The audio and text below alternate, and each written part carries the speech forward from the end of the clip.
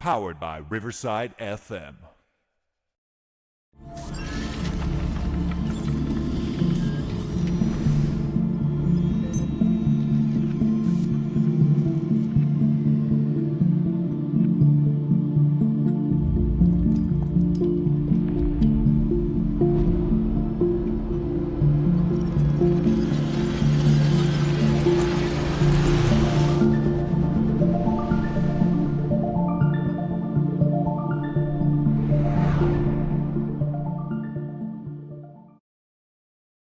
All right. Well, welcome back to another episode of the Pursuit of Progress podcast.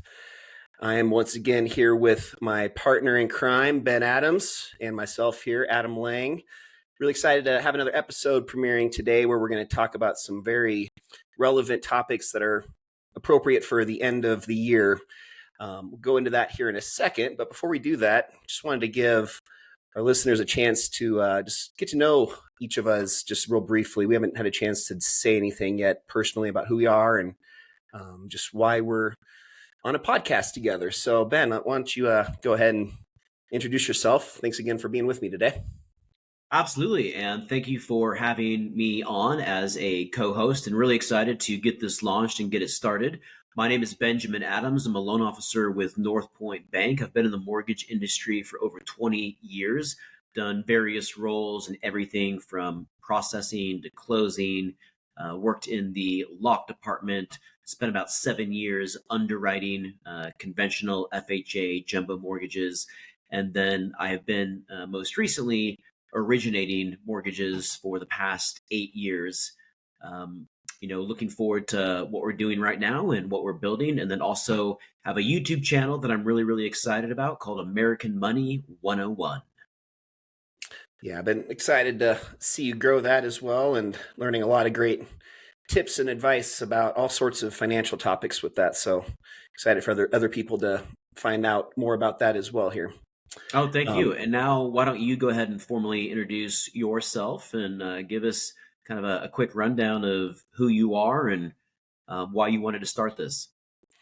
Yeah, so my name's Adam. I'm an aspiring real estate investor and just entrepreneur by nature. I've had some entrepreneurial just history in my past with starting a tanning salon business for about 13 years. And then from there, I kind of moved into just the real estate world, was helping manage about 1,500 apartments as the director of marketing for a company for about 3 years and helped grow that. And then just kind of went back to wanting to be an entrepreneur and be my own boss and be able to lead my own levels of success. So just got my license to be an agent with EXP.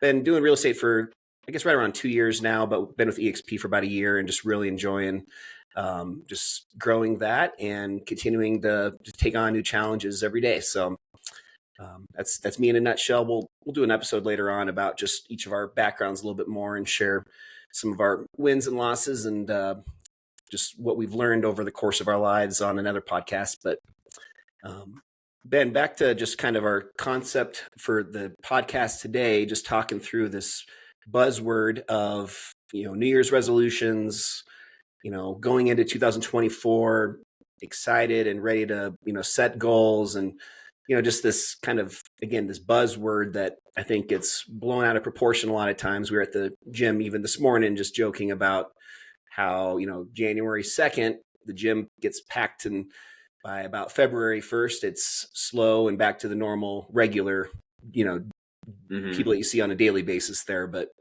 a lot of people, I think, have a good intention behind setting goals, but I would say the vast majority just don't seem to have much success, which is what we're going to kind of talk about today. So what's your kind of feeling on that topic? Yeah, I would agree. I do think that it's very important to have a vision and things that you want to do, things that you want to accomplish for your family, for your faith, for your business, for your, working out. So I do think that having a vision is very important. The mistake that I see a lot of people make is they have that vision or they have that goal, but then that's kind of it. They don't focus on the habits. It really is important to reverse engineer a lot of that stuff, in my opinion. Okay, this is my goal for the gym, or this is my goal for business. Now, how am I going to go achieve that? And that's one thing that I've learned is that, what I do is I don't actually write goals down. I identify what my goals are.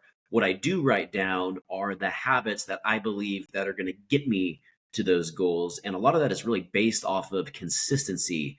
It doesn't matter what we do.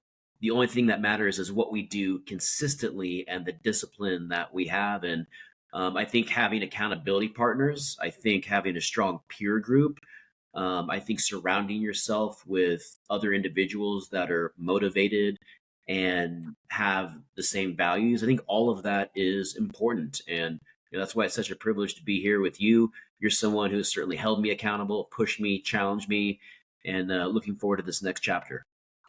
Yep, that goes both ways, bud. Yeah, I mean, you dropped a lot of bombs in that little short minute long just rundown there. I think I think definitely talking through some of that reverse engineering is maybe a whole separate podcast also with how much in depth you can go with that. But just talk to me for a minute too about, we were talking earlier about, you have a goal and then you reverse engineer it to create these habits that you're going to consistently do to succeed. Mm-hmm. When you're setting that goal, what's your thoughts on making that goal, average goal or something that's just beyond comprehension? I know we were talking about another word that you hear a lot with just self-improvement gurus is the BHAG, big, hairy, audacious goal. Mm-hmm. Tell me a little bit about that. Yeah, that's another great question. There's all these different philosophies out there when it comes to goal setting. On one side of the spectrum, there's feedback and a philosophy of wanting to make your goals within reach and achievable, and then on the other side of the spectrum, there's other philosophies where you want to make your goals so outrageous that they frighten you and they scare you and they just seem drastically unattainable.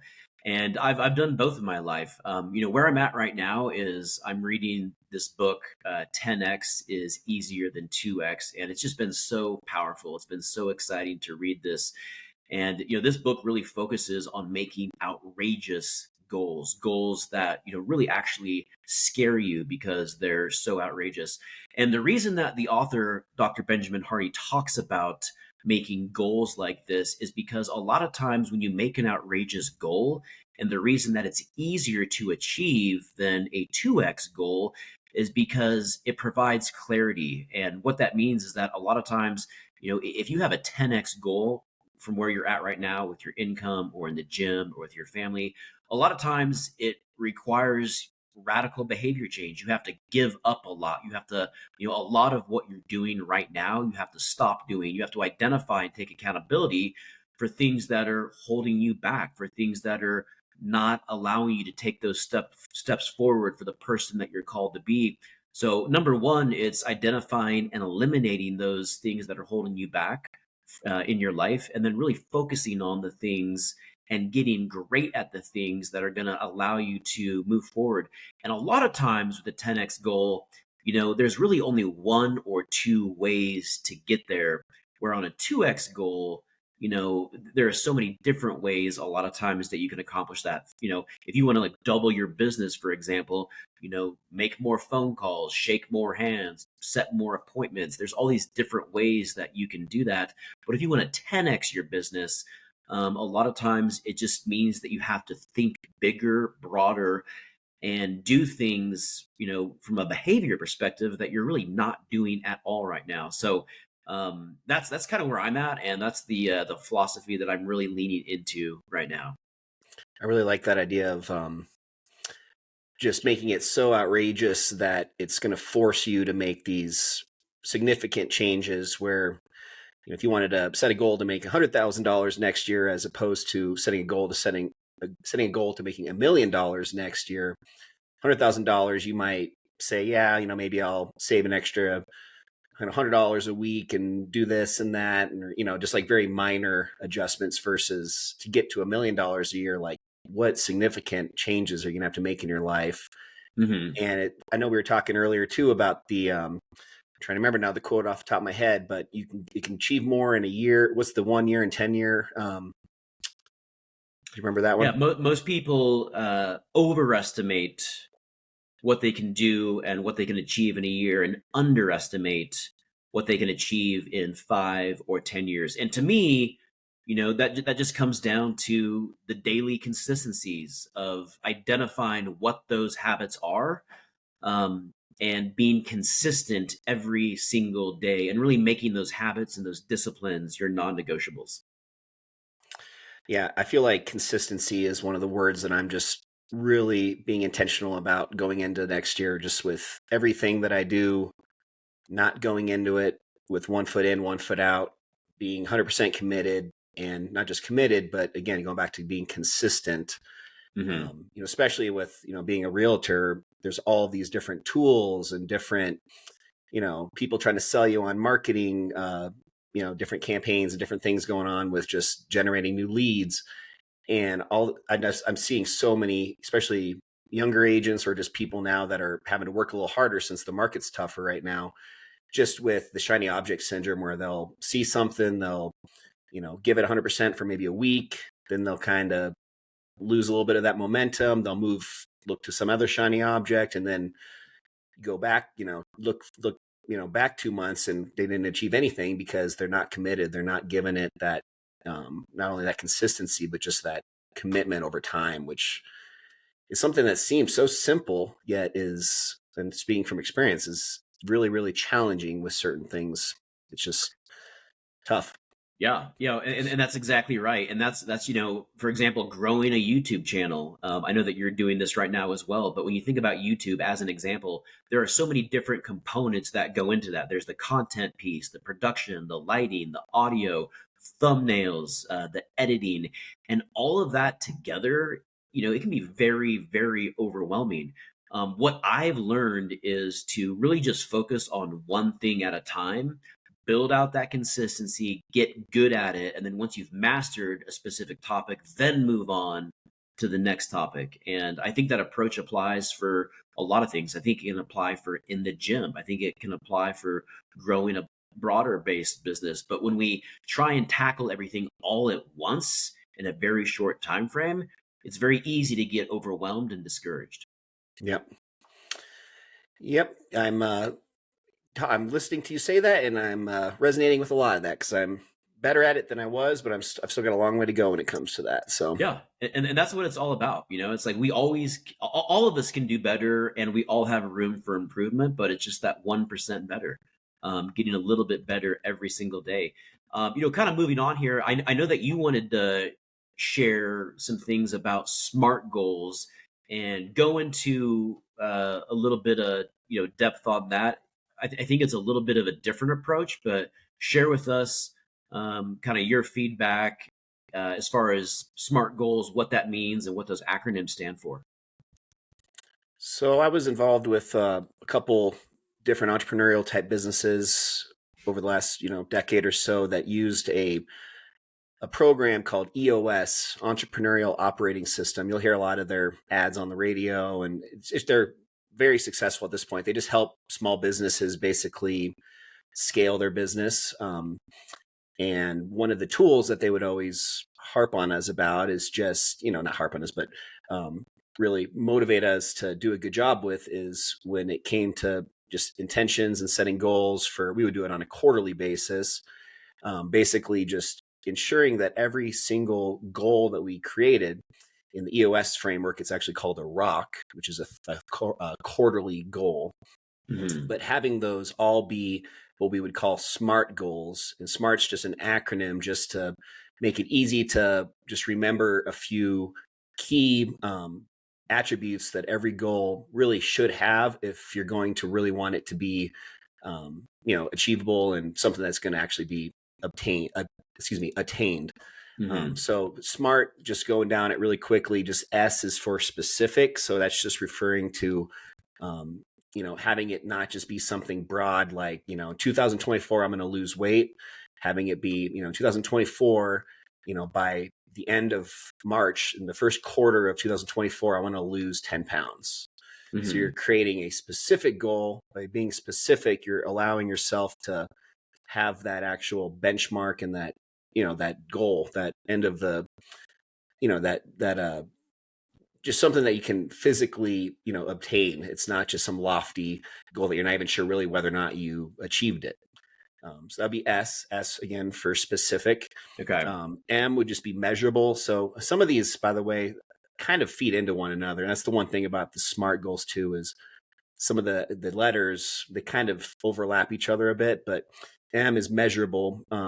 Only thing I would say about measurable is it's really good to have goals that have some form of data or some form of measurement, so you can actually, again, track your progress towards achieving that goal. So there's one term that you guys may or may not know called a KPI. It's key performance indicator. That would be one example of this. So, again, if you're going back to the weight loss, it could be something, like, again, the pounds per week, kind of doing that reverse engineering idea too. If you're going to lose 10 pounds in the first quarter of next year, then that's basically, 3 pounds, a little over 3 pounds a month, which would then be, basically a little less than a pound a week. So then you're to the point where you're able to have these KPIs to track you through that quarter to know that you're on track or you're behind or you're just to know what your pace is towards achieving that goal. So that'd be M. And then A is either achievable. Some people use the word attainable. But just making it where it's not too over the top. And that's kind of one example where it contradicts a little bit the big, hairy, audacious goal. However, in my opinion, the big, hairy, audacious goal is what you have as your kind of your North Star. But then you have these goals that you create that are all with the intention of achieving this big, hairy, audacious goal. So for these smaller, like a quarterly rock type goal, a 3-month type goal, having it be achievable, attainable, that would just be something that's realistic. So instead of me saying I want to lose 50 pounds in quarter 1 of next year, just, doing a goal that is realistic and you're going to actually, hopefully be able to achieve it or attain it. And then going into R and A are kind of, so SMART, A and R are very similar in my opinion. That's one of those examples where R is either relevant or realistic. So kind of going along those same lines, but the only other thing I would say with that one is just when it comes to being relevant, having these goals be something that actually is going to be moving the needle. So, if weight loss is such an easy one to use as an example, but again, if in quarter 1 I want to lose 10 pounds, having it be relevant would be that would be relevant, as opposed to me saying a goal of I just want to be healthier next year and I'm going to run every day. It just needs to be specific or relevant to whatever you're trying to achieve. That one's, out of all of these, the one that I kind of am not as passionate about. And then T, though, I feel is very important. The last letter in SMART, T is just time, whether it be time bound or time sensitive. And that's just setting yourself a definitive time when that goal is going to be achieved. And you're basically putting yourself in a position where you're on that day, it's either a yes or a no. There's no gray. There's no, it's black and white. Did you achieve it? Yes or no? I think it's really important to kind of hold yourself accountable in that sense and not have this kind of uncertainty of, well, I did a pretty good job, but, there's no true definitive satisfaction of knowing whether or not you completed it. And these are not only good for helping you as you progress through the goal, whatever that time period is to achieving it, but also it's giving you the ability to then know 100% certain that when it does get achieved, you've achieved it. You feel much more just content and just satisfied with your efforts, because you know that you've actually achieved the goal, as opposed again to this kind of gray area. So that's SMART goals in a nutshell. I think that's so important. I think a lot of people make the mistake of just setting a goal and saying that this is my goal, but then it's like, what's the plan? Like, how are you going to go achieve that? What I'm hearing from you is just a lot of intentionality behind every step of the goal and identifying, those habits, those behaviors, those disciplines that are needed. I know that we're short on time here, but just really quick, what are ways that you have found that is a great way or a great resource to actually track some of those things that you're, to stay on track, so that you're working towards your goal? Are you, writing this stuff down? Do you have a habit tracker? How are you monitoring all of that? So two off the top of my head. Number one, I have a board in my office, and I'm looking at over here. That's just a whiteboard that I update. I just do it now on an annual basis. So I just started working on mine for next year, and that's just a visual place for me to, on a daily basis. It's always placed somewhere that I'm going to see it frequently. So for me, it's in my office here. But just as a kind of a reminder, whether it be just passing by, I occasionally look at it. I don't really necessarily make the intention of reviewing the whole thing on a certain frequency, but it's just always there. I always see it. So that would be one. And then the other one is just, I'm really focusing this next year on managing my time and my calendar. So I just use Google Calendar, but actually create what they call tasks in your Google Calendar.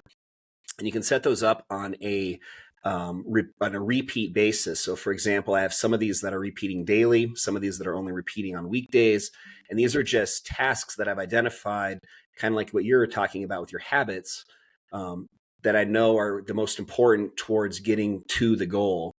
And by having them in the Google Calendar, I've got them also set up on a alert reminder. So every day at a certain time, I get these different alerts that are just an easy way to have these touch points throughout the day, just to keep these little smaller, steps towards achieving the goal just in my head, and just always top of mind. And I think just having it, again, just somewhere, however you want to do it, but just having it where it's not just you think about it on December 25th, and by February 1st, somebody asks you what your goals are and you can't even necessarily remember what they are. You want to have it somewhere where it's in your brain so often that you can just immediately tell people what you're working on.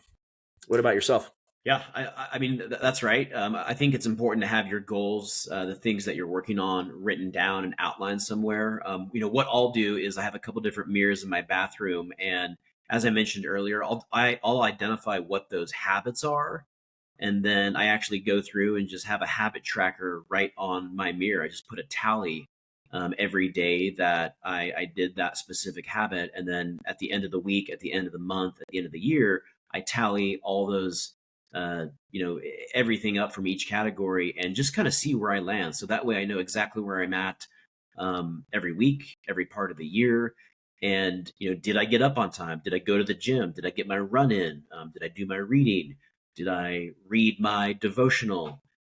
Did I have that one-on-one time with the kids? Did I go to church?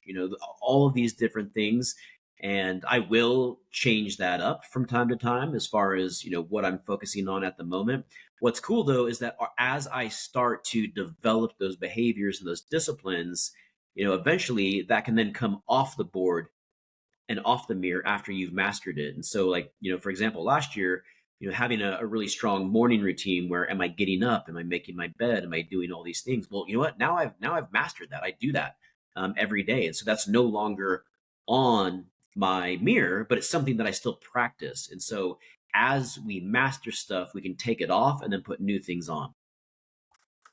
And going back to the KPIs, just the measure ways different people can measure their goals. I mean, you're just giving an example that's about as simple as can be, just literally tallying up, whether or not you did something just on a mirror, on a whiteboard, wherever it may be. And that's kind of going off of even like that 75 hard challenge that we both have done, and I'm sure a lot of other people that are watching or listening probably are aware of, which is just a very popular form of this. But when you break it down, it's just the same exact thing. It's just at the end of the day, did you do these 5 things? Yes or no? Go to the next day, and then at the end of the week, you can go back and you can see, well, I did okay, but there's still some red in there. There's still some blank spaces in there, and gives you some, ability to look at yourself in a different perspective. And that's why I love our podcast name. It's not the pursuit of perfection, It's the pursuit of progress. And Yep. every day is not going to be perfect. That's not the point. That's not the goal. The goal isn't to be perfect. The goal is to be making progress. Absolutely. And that's, in my opinion, what I think our intentionality should be with this podcast moving into the next year as we continue progressing in pursuit of, progressing our podcast. Is just at the end of every podcast, I just hope that our audience just has at least one or two takeaways. And with those takeaways, I just really urge you guys to take action on those and to just kind of use this as a sounding board, just to think through different ideas. And if any of them resonate with you, again, not just have it be something that you think about another couple weeks from now. It's something that you are intentional about, today, tomorrow, but sometime in the very, very near future, taking action and actually taking a step forward, because it's just never going to be perfect. The time is never going to be ideal and perfect in any sense. It's just, you got to just get that first step, start that progress. That's right. That's exactly right. It's the pursuit of Pursuit. progress. Cool, man. Well, hopefully that was at least informative and helpful for people. You guys, if you have any questions about SMART goals, BHAGs, big, hairy, audacious goals, or just want to chat with either of us about routines and setting goals and all this kind of stuff, I know we're both pretty passionate about this stuff and would love just the opportunity to just connect and talk through it with you. So we're always here just to provide value and help in any way we can. Okay. And Ben, I'll let you close us out this week, bud. Well, I appreciate that. Hope everyone has a great week, and start thinking about some of those things. Start thinking about your vision. Start thinking, meditating on that vision for your family, for your life, for your future, for your career. I really believe that we are all called to do not just good things, not just great things, but miraculous things. And now it's up to us to identify that calling and walk down that path. And that's why we're here, and that's what we're looking to do. Hope everyone has a great Christmas, and until next week. I love that. Yep. We'll see you guys next week.